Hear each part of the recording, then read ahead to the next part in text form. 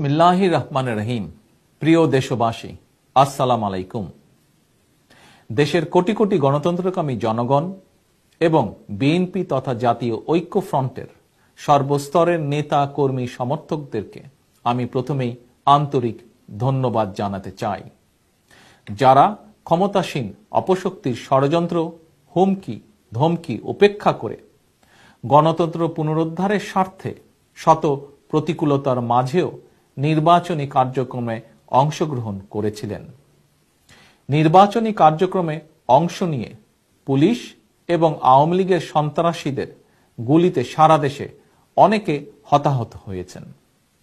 সিলেটের বালাগঞ্জের ছাত্রদল নেতা সোহেল, কুমিল্লার লাঙ্গলকোটের বিএনপি নেতা বাচ্চু মিয়া, ব্রাহ্মণবাড়িয়ার ইসরায়েল সহ দেশের বিভিন্ন স্থানে যারা শহীদ হয়েছেন, আমি আল্লাহর দরবারে তাদের আত্মার মাগফিরাত কামনা করছি।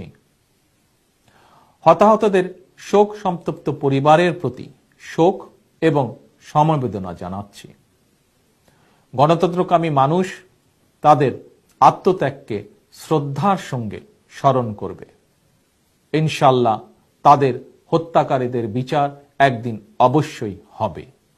সবার একটি চাওয়া ছিল পুলিশি রাষ্ট্রের পরিবর্তে ভোটের